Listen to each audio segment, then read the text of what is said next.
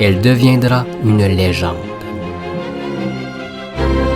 Elle était la divine. Elle a réinventé le théâtre. Elle a performé devant des dizaines de millions de spectateurs éblouis. Victor Hugo l'appelait la voix d'or. Pour elle, on invente le terme monstre sacré. Elle est le premier phénomène mondial. Elle est une légende.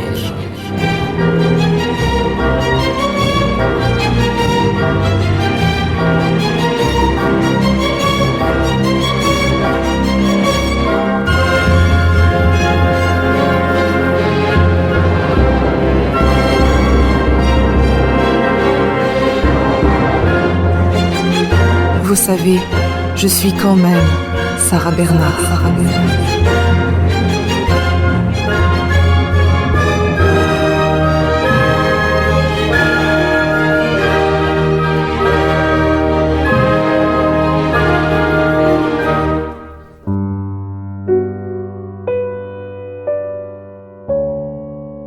Épisode 2. L'avenir se dessine.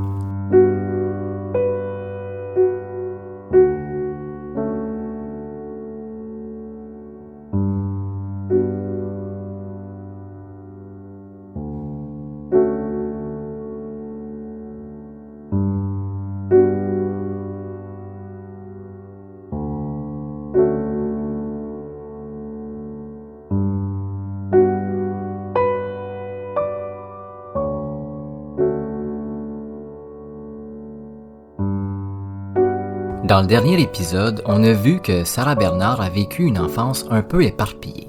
Je sais pas si on peut dire ça comme ça. Sa mère Judith l'a délaissée, ce qui a fait que la jeune Sarah s'est sentie abandonnée. Par contre, elle n'a pas manqué d'amour puisqu'elle fut sous la garde d'une nourrice très attentionnée. Puis, elle fut placée dans un pensionnat avant que sa famille, contre son gré, l'inscrive au couvent de Grandchamp, près de Versailles. Lorsqu'elle sort du couvent en 1859, elle est dans un âge décisif. Sarah a environ 15-16 ans et pour plusieurs jeunes filles de cette époque, c'est l'âge du mariage. Mais l'adolescente est loin, très loin de penser au mariage. Elle souhaite devenir religieuse. C'est un désir très fort. Elle veut entrer en religion à tout prix. Elle veut se sentir le plus près possible de Jésus, de Dieu. Un désir que sa famille ne partage pas du tout. Eux sont bien décidés de convaincre, voire forcer Sarah à renoncer à ce vœu. Sa mère et ses tantes savent très bien que la vie de religieuse est une vie ennuyante, loin des cercles sociaux. Elles veulent pas voir Sarah se priver d'une vie plus mouvementée, on va dire ça comme ça. Judith, sa mère, va donc organiser un conseil de famille afin de savoir quoi faire avec cette adolescente qui parle que de religion. À cette réunion familiale, y seront ses tantes, quelques amis de la famille, mais aussi le célèbre duc de Morny. Charles de Morny est le demi-frère de Napoléon III et a occupé des postes importants dans la politique du milieu des années 1800. Selon quelques sources, Judith, qui était courtisane, on se rappelle, aurait été sa maîtresse. Ce qui fait en sorte que le duc de Morny a toujours tourné autour de l'environnement des Bernard. Il a d'ailleurs contribué à payer certains frais scolaires à Sarah et à ses sœurs. Tout ce monde se réunissent alors chez Judith, à Paris, afin de discuter de l'avenir de Sarah, qui y assiste aussi. Elle y est, mais elle n'a pas beaucoup de poids concernant sa propre vie. Au cours de cette réunion, les débats sont corsés. Certaines de ses tantes souhaitent voir Sarah devenir elle aussi une courtisane. Le duc de Morny est peu enthousiaste face à cette idée. Sarah Bernard, en 1859, est loin des standards de beauté de l'époque. Elle est mince, voire très maigre, et possède une chevelure très frisée. À l'opposé de la femme plus ronde aux cheveux lisses qui est l'idéal de beauté de l'époque. L'homme politique insiste, elle aura beaucoup de misère dans le milieu des courtisanes. Judith, elle, souhaite voir sa fille mariée à un homme riche, afin de conserver la réputation, la classe et l'influence de la famille, qui fréquente les hautes sphères parisiennes. L'idée, qui est tout à fait normale à l'époque, est discutée. Il est possible de la marier, mais avec qui? Sarah a vécu toute son enfance et le début de son adolescence en pensionnat pour filles et dans un couvent. C'est pas dans ces endroits qu'elle a rencontré des hommes intéressants encore moins. Les esprits s'échauffent et les discussions s'enflamment. Le conseil de famille, qui était au départ très calme, est devenu un peu une arène. Soudainement, le duc de Morny se lève et clame qu'il possède la solution. Tout le monde se tait et regarde intrigué le politicien. Le duc de Morny déclare que Sarah Bernard devrait se lancer dans le théâtre. Une idée qui surprend tout le monde. Les tantes de Sarah n'en croient pas leurs oreilles. Leur nièce, bien aimable, de la haute classe parisienne, devenir une actrice de théâtre, une vulgaire actrice de théâtre. L'une de ses tantes se met à dire que le duc de Morny est devenu fou et les discussions repartent de plus belle. Mais Judith n'a pas trouvé cette idée si folle. Elle réussit à calmer ses invités et à faire valoir quelques points intéressants à devenir actrice. Sarah continuera à côtoyer la noblesse et qui sait, deviendra une star de l'art scénique, si elle avait su à ce moment-là. Au bout de quelques minutes, les tantes et les quelques amis finissent par accepter l'idée. Sarah, qui assiste silencieusement à ces débats sur son propre avenir, on vient presque à oublier qu'elle y est loin d'être d'accord. « Je ne veux pas être actrice !» m'écriai-je. « Tu ne sais pas ce que c'est !» dit ma tante. « Si, je sais que c'est Rachel !»« Tu connais Rachel ?» dit maman en se levant. « Oui, au couvent, elle est venue un jour voir la petite Adèle Saroni. Elle a visité le couvent et on l'a fait asseoir dans le jardin parce qu'elle ne pouvait plus respirer. On a été lui chercher des choses pour la remettre. Elle était pâle, si pâle qu'elle me faisait de la peine. Et sœur Sainte-Apolline m'a dit qu'elle faisait un métier qui la tuait, qu'elle était actrice. » Pour la première fois, elle se pose réellement. Pourquoi personne ne veut respecter son désir de religion? Elle a la vocation, elle en est certaine. Hors de question de devenir une saltimbanque du théâtre. Trop souvent, alors qu'elle était au couvent, elle a entendu des histoires sur ces artistes qui ont des vies peu recommandables. On raconte que l'alcool coule à flot et qu'ils accumulent les péchés à une vitesse folle. Hors de question, Sarah n'en démord pas. Elle ne veut pas devenir actrice de théâtre, elle veut devenir religieuse. Malheureusement pour la future actrice, à peine a-t-elle fini de parler que Judith et le duc de Morny projettent de l'inscrire au Conservatoire de Paris et de l'emmener le lendemain au théâtre. Sarah, dépitée, se rassoit et voit devant elle sa vocation de religieuse disparaître. Jusqu'à la fin des années 1800, la foi religieuse de Bernard va diminuer. Elle a affirmé plusieurs fois au cours de sa vie être une athée et ne croire en rien. Durant ces entrevues, rien ne peut laisser croire que cette femme voulait devenir religieuse à une certaine époque. Le lendemain du conseil, comme convenu, le duc de Morny et Judith emmènent Sarah au théâtre. Pour la première fois de sa vie, elle entre dans ce lieu où l'art règne. Sarah est peu heureuse de cette première entrée forcée. Elle croise des gens d'une bourgeoisie qu'elle décrit comme étouffante. Elle se sent pas bien à travers tous ces gens. Elle ressent leur mépris envers elle, un mépris injustifié. Heureusement pour elle, on l'emmène en vitesse dans une loge. Elle regarde autour d'elle cet endroit immense, haut, où une foule s'entasse avec enthousiasme, et soudainement on frappe. Le rideau va se lever. Les gens se taisent au point où on entendrait une souris passer à travers les sièges. Le rideau se lève, Sarah, émerveillée, regarde la scène, le décor, les costumes des comédiens. Elle qui n'avait jamais songé à devenir une artiste du théâtre et qui la veille les détestait par leur style de vie, veut maintenant briller sur scène, devenir une comédienne. À sa sortie de cette première visite au théâtre, elle accepte d'aller au conservatoire, au grand bonheur du duc de Morny et de sa mère. Les jours qui suivent cette découverte du théâtre se passent paisiblement. Sarah demande à ce qu'on lui apporte tout ce qu'elle peut lire en lien avec le théâtre. Elle ouvre pour la première fois des histoires de Racine, Corneille, elle découvre Molière, même si elle ne comprend pas encore tout. Ce qu'elle préfère, c'est les fables de La Fontaine. Elle lit et relit ces petites histoires avant de les réciter comme elle le ferait sur une scène. Après l'été 1859, le duc de Morny inscrit Sarah Bernard aux auditions afin d'entrer au Conservatoire de Paris. Les inscriptions étant terminées depuis plusieurs semaines, on peut croire que le politicien a usé de son influence pour y faire inscrire le nom de l'adolescente.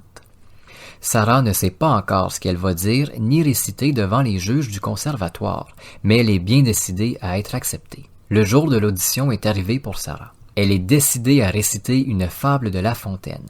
Dans la salle d'attente, où elle y est avec sa mère, on se moque un peu d'elle. Réciter une fable pour son audition au conservatoire, quelle idée ridicule! La majorité des jeunes filles qui s'y trouvent joueront des scènes dramatiques et poignantes afin d'impressionner le plus possible les juges. Mais Sarah est sûre d'elle, comme elle le sera si souvent au cours de sa vie. Elle suit son idée. Hors de question de reculer ou de regretter son choix, elle va réciter La Fontaine. Après avoir vu sortir des jeunes filles au visage décomposé, c'est finalement à elle. Comme elle le raconte dans son autobiographie « Ma double vie », elle a livré l'audition la plus désastreuse que l'établissement ait connue. Rien n'allait. La diction absente, l'exagération dans les mouvements et les mots qui ne prenaient aucun sens. Les juges du conservatoire ont dû voir en Sarah Bernard un certain potentiel puisque malgré cette audition catastrophique, elle est admise. C'est avec enthousiasme que mère et fille regagnent la maison familiale, heureuse d'annoncer à tous qu'elle fera son entrée dans l'un des établissements les plus courus de Paris. Cette future entrée au conservatoire fait en sorte que Sarah connecte pour la première fois avec l'ambition. Pour la première fois de sa vie, elle ressent ce désir de pousser sa carrière après ses études. Elle veut devenir quelqu'un, se forger une réputation dorée. L'évolution se fit en moi à partir de ce jour. Je sentais le besoin de me créer une personnalité. Ce fut le premier éveil de ma volonté. Être quelqu'un. Je voulus cela. Pendant ces années au conservatoire, elle développe son goût pour les grandes tragédies. Bien qu'elle puisse jouer un peu de tout, ce qui plaît énormément à ses professeurs, mais qui, surtout, n'est pas donné à tout le monde. Bien des acteurs et des actrices de l'époque ont du talent pour un seul genre. Sarah, elle, peut jouer du plus grand drame à la plus idiote des comédies. Déjà à cette époque, on peut noter son caractère très fort. Régulièrement, voire à tous les jours, elle lance des débats avec ses professeurs et les autres élèves.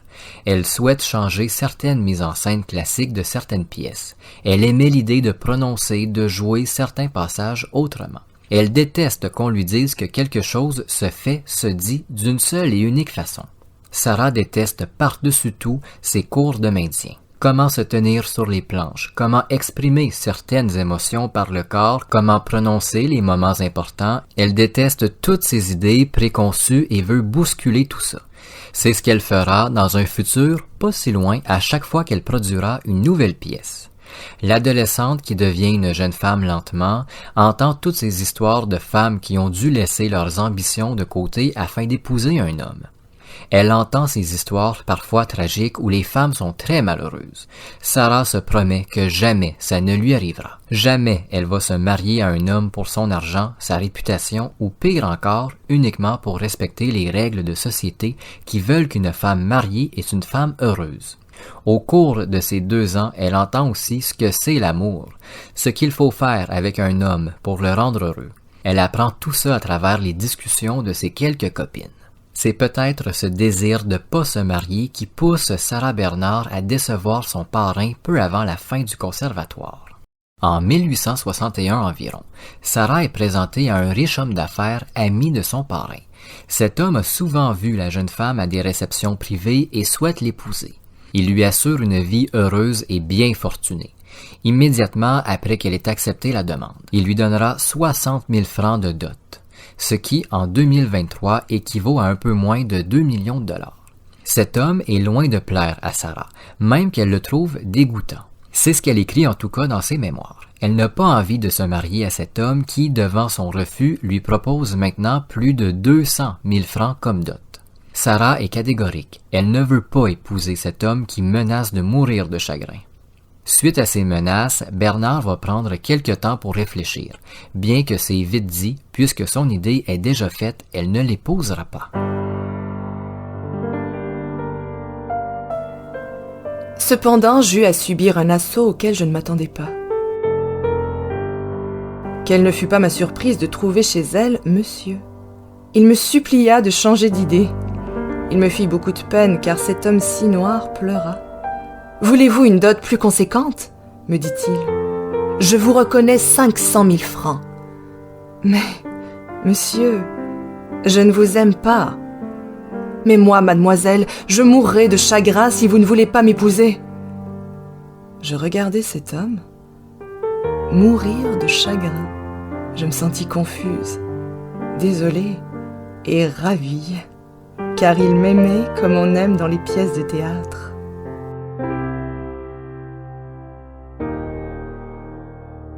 C'est devant le visage déçu de son parrain et les pleurs de l'amoureux qu'elle repartira, direction le conservatoire afin d'y terminer ses 2 ans. En 1862, lorsque Sarah sort du conservatoire, tout le monde est certain, cette jeune femme va devenir une actrice de renom sous peu. Malheureusement, la gloire va devoir attendre encore quelque temps. À l'été 1862, pour la première fois de sa vie, Sarah va rencontrer un homme influent du milieu de la scène, Camille Doucet, le ministre national des Arts. Elle le rencontre grâce au duc de Morny, qui est un grand ami du ministre. Pour bien comprendre toute la tendresse qu'avait Sarah Bernard pour Doucet, il faut lire Ma double vie. Elle en parle d'une façon très spéciale, on voit et on comprend bien que toute sa vie, elle a apprécié cet homme. Elle le décrit comme poli, aimable, galant, sans rancune et sans aucune once de méchanceté.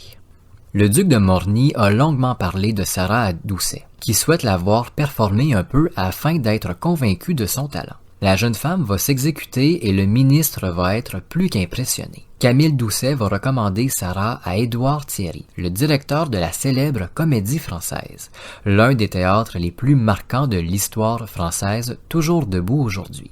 Mais les jours et les semaines vont passer et Sarah ne reçoit aucune nouvelle de Doucet et encore moins de Thierry. Pendant cet été 62, elle renoue avec ses idées d'entrer chez les sœurs. Elle se dit que c'est peut-être là qu'est son destin. Ses idées vont être stoppées net au début du mois d'août. Sarah regardait par la fenêtre le temps très sombre sur Paris.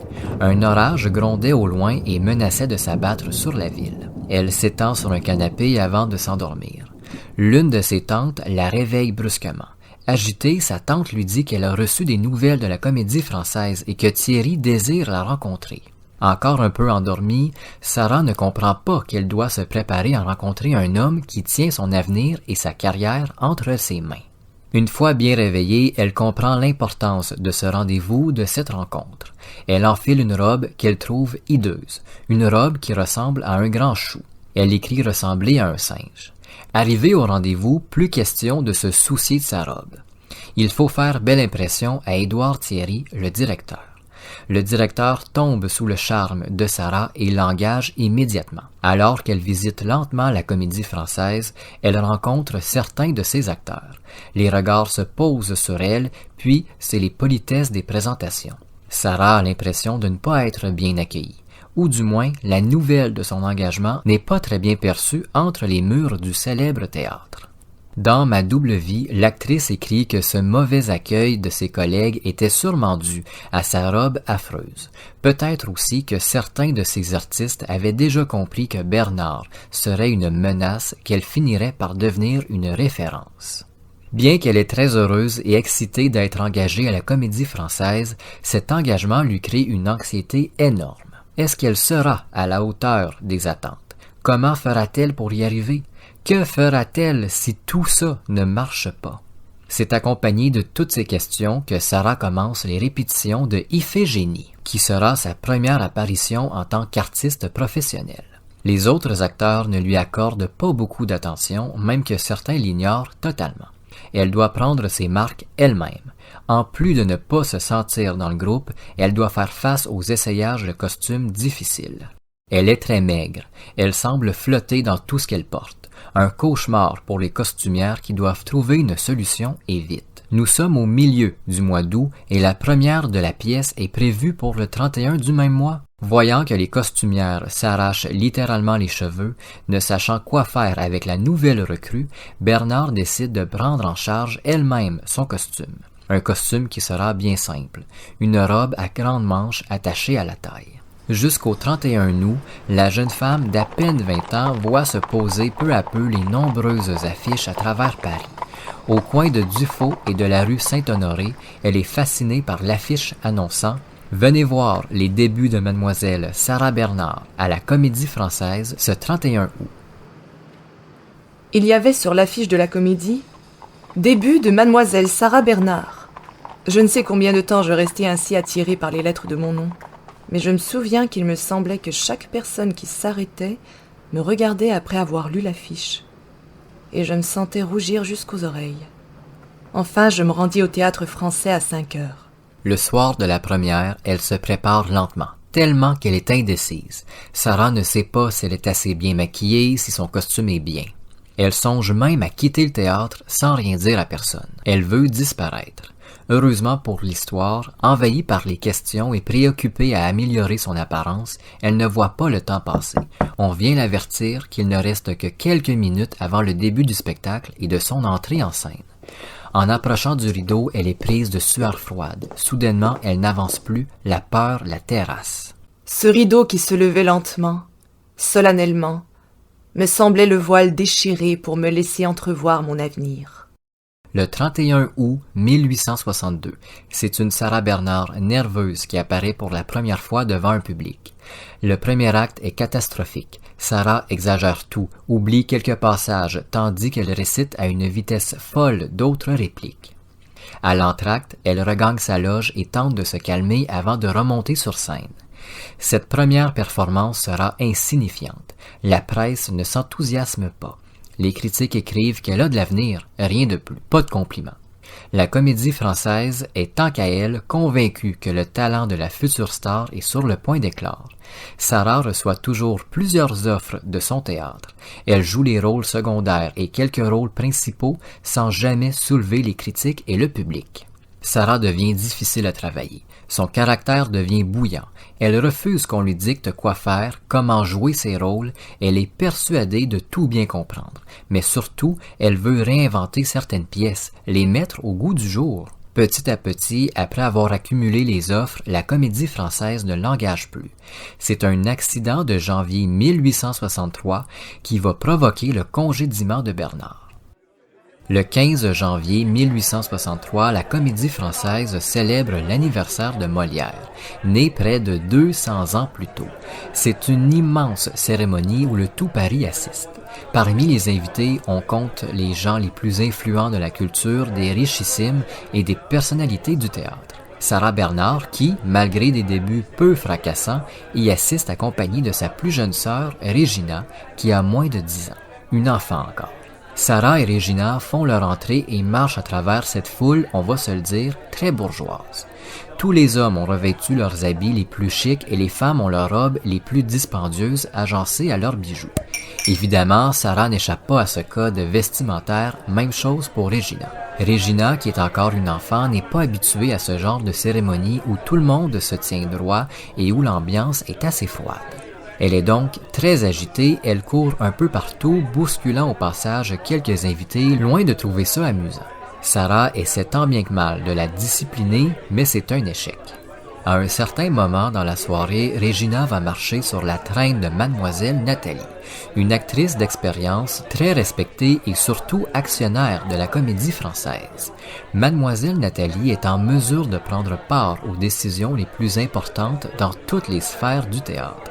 Régina va donc marcher sur cette traîne, ce qui va énormément déplaire à l'actrice de renom qui va se retourner et pousser la jeune fille. Régina va tomber, se cogner la tête contre un présentoir. Mademoiselle Nathalie va demander des excuses à l'enfant qui va se mettre à pleurer avant de commencer à argumenter avec l'actrice. C'est à ce moment-là que Sarah a connaissance de la situation. En se retournant, elle voit sa jeune sœur en larmes aux prises avec une Mademoiselle Nathalie qui réclame des excuses. Sarah va essayer de calmer la situation, mais pour une raison ou une autre, la situation entre Sarah et l'actrice expérimentée va rapidement tourner au vinaigre. Les esprits s'échauffent au point où Sarah finit par gifler Mademoiselle Nathalie. Une violente gifle qui résonne à travers la salle de cérémonie. Plus aucune conversation se fait entendre. C'est la stupéfaction. Sarah Bernard, l'étoile montante, la recrue de la Comédie Française, vient de gifler l'une des actrices les plus respectées de France. Sarah et Régina partiront après l'incident sous les regards des invités qui n'en croient pas leurs yeux. Le lendemain, le 16 janvier 1863, Sarah est convoquée par Édouard Thierry qui lui fait un long serment avant de lui demander de s'excuser. Si elle veut continuer à jouer au théâtre, elle devra s'excuser à Mademoiselle Nathalie devant 3 autres témoins. Sans hésiter, Sarah refuse. Hors de question qu'elle s'excuse à cette femme qui a poussé une enfant. Après près d'1 heure d'argumentation, Thierry comprend que sa recrue ne va pas changer d'idée. Elle ne va pas se faire pardonner. Sarah va quitter ce jour-là la Comédie Française, persuadée qu'elle recevra au cours des prochaines heures, voire des prochains jours, sa lettre de congédiement ou de suspension. C'est pas ce qui va arriver cependant. Sarah reçoit l'offre de jouer dans une nouvelle pièce, Dolores. Elle y jouera un rôle d'importance et pourra ainsi tenter de briller à nouveau. Elle reçoit le scénario et se met à répéter sérieusement et elle est très heureuse de ce rôle. Elle le laisse d'ailleurs savoir à plusieurs autres comédiens. Un jour, après une répétition qui fut écourtée, elle rencontre Mademoiselle Nathalie. L'actionnaire du théâtre va faire les premiers pas et parler à Sarah. Mademoiselle Nathalie lui explique qu'elle les pardonne, elle et sa sœur, pour l'incident du 15 janvier. Puisque maintenant qu'elle s'est vengée, cet incident, qu'elle dit insignifiant, n'a plus aucune importance. Sarah ne répond pas. Elle choisit de quitter sans rien dire. Mais comment Mademoiselle Nathalie s'est vengée? C'est le lendemain que Sarah le saura. Elle reçoit une lettre qui lui explique qu'elle n'aura pas le rôle dans Dolores. Trop jeune, trop inexpérimentée pour jouer un rôle si important. Furieuse, Sarah se fait reconduire au théâtre où elle fracasse presque la porte du bureau d'Édouard Thierry afin de lui parler. Une nouvelle rencontre explosive a lieu. Cette fois-ci, Sarah ressort en hurlant qu'elle ne remettra plus les pieds dans ce théâtre. Sarah a annoncé son départ de la Comédie Française. Ça lui prendra 12 ans avant de faire la paix. Après son départ de la Comédie Française, la réputation de Sarah Bernard n'est pas très bonne. L'incident avec Mademoiselle Nathalie et sa démission du théâtre ont fait couler beaucoup d'encre dans les journaux. En plus, la police des mœurs publie une liste de femmes connues qui pourraient avoir un lien avec la prostitution. Cette police qui servait à l'époque à dénoncer les citoyens qui trempaient dans des activités jugées immorales. Dans cette liste figure le nom de Sarah Bernard. Il est peut-être vrai qu'après son départ de la Comédie Française, Sarah se soit adonnée à des activités de courtisane, ce qui était considéré par la police des mœurs comme de la prostitution. Mais il serait très étonnant qu'elle se soit retrouvée sur les trottoirs de Paris.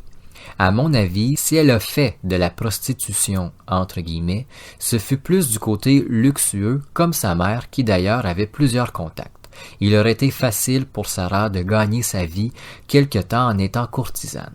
Pendant cette période où elle ne travaille pas, puisqu'aucun théâtre ne l'engage, elle reçoit des cadeaux très dispendieux, des bijoux en diamant, des parfums, des robes de luxe et même parfois des meubles comme des canapés. Est-ce que ces cadeaux dispendieux venaient d'hommes avec qui elle sortait? On le saura jamais vraiment. Une période très sombre pour Sarah qui, en plus de ne pas travailler, voit sa réputation s'affaisser de jour en jour, au point où elle n'est plus considérée comme une future star du théâtre. Son nom est plus associé à des scandales qu'au milieu théâtral. Sarah doit aussi jongler avec la déception de sa famille. Ses tantes, sa mère étaient si heureuses de voir Sarah monter sur les planches et monter lentement les échelons. Ce congédiement pour eux, c'est un peu la fin du rêve de la voir devenir une star. Au lieu de la soutenir, plusieurs vont prendre la décision de s'éloigner. Au printemps 1864, Sarah tombe enceinte de son unique enfant, Maurice, qui naîtra le 20 décembre 1864. Lorsque sa mère, Judith, apprend la nouvelle, elle est furieuse. Cette histoire de grossesse va davantage nuire à sa fille et retarder son retour au théâtre. Retour qui n'est même pas amorcé encore. D'autant plus que cette histoire a un côté scandaleux. Au début de l'année 1864, Sarah rencontre Henri Deligne, héritier princier de Belgique. La lignée Deligne baigne dans l'argent depuis plusieurs générations et elle compte aucun scandale à ce moment-là. C'est important de préciser. Henri va tomber amoureux de Sarah Bernard. La relation entre l'héritier et l'actrice de théâtre va évoluer rapidement et Sarah finit par tomber enceinte, comme je le disais, au printemps 1864. Henri, lui, veut épouser Sarah à ce moment-là, sans qu'on sache s'il savait ou pas pour la grossesse. Avant d'en parler à Sarah, Henri parle de ses projets à sa famille, qui sont outrés de cette idée. Les Deligne ne veulent pas voir un de leurs héritiers marier une vulgaire comédienne de théâtre, qui accumule les histoires sordides depuis quelque temps en plus. Vulgaire comédienne de théâtre, puisque c'était un métier qui était regardé de haut par la bourgeoisie de l'époque. Henri va rester sur ses idées de mariage et de longues argumentations vont débuter chez les deux lignes. Au bout de plusieurs heures, ils se mettent d'accord sur certaines conditions. Henri pourra épouser Sarah s'il renonce à une certaine partie de son héritage. En plus, il y a une condition pour Sarah. Elle devra renoncer au théâtre. Selon plusieurs membres de l'entourage de la future actrice, en 1864, elle aurait vraiment réfléchi sérieusement à épouser Henri de Ligne et à ainsi renoncer au théâtre. À ce moment-là, elle n'a pas connu de grands succès dorés et elle vit une période très sombre qui la laisse pas entrevoir la lumière de la gloire. Mais sa raison, sa passion pour le théâtre vont faire en sorte qu'elle refuse. Henri va être très en colère et pour la seule et unique fois de sa vie, Sarah va laisser quelqu'un l'insulter, exprimer sa colère envers elle sans répliquer. Par la suite, Henri et Sarah ne se reverront plus pendant près de 20 ans et Sarah accouchera le 20 décembre 1864. Maurice Bernard sera élevé par sa mère avec qui il va développer une relation exceptionnelle. Sarah, toute sa vie, va garder une admiration sans limite envers son fils et même chose pour Maurice. La naissance de Maurice, pour Sarah, est un bonheur immense, le début du plus grand amour de sa vie.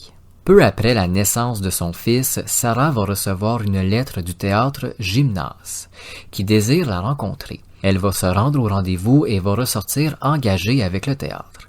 Enfin, après plus d'1 an sans avoir réellement trouvé d'engagement, elle retrouvera les planches.